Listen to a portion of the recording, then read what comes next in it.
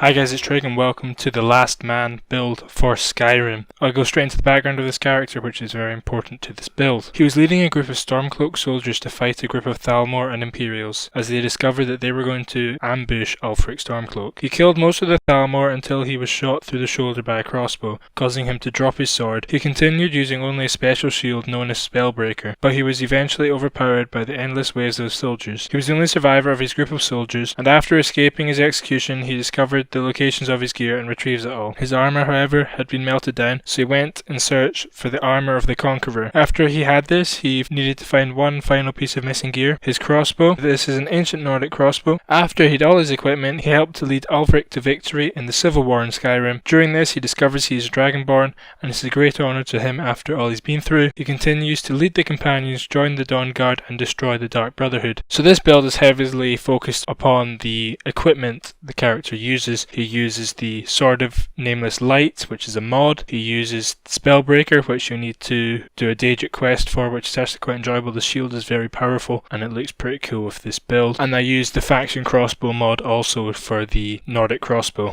Next is the armor. I mentioned it in the backstory, so he goes to retrieve this armor. It is the Nordic Conqueror armor, which is a heavy armor. So if you decide to play this build heavy armor, which I did, I think it's far more rewarding in this build, far more powerful. I went with that armor. If you decide not to use heavy armor, you can use this light armor mod I discovered. This armor I think probably looks cooler, but I preferred to go with the heavy armor. This is light armor. I'll show you what it looks like on screen, and I think it looks pretty badass. So I think if you don't want to go the heavy armor route, that's what you can do.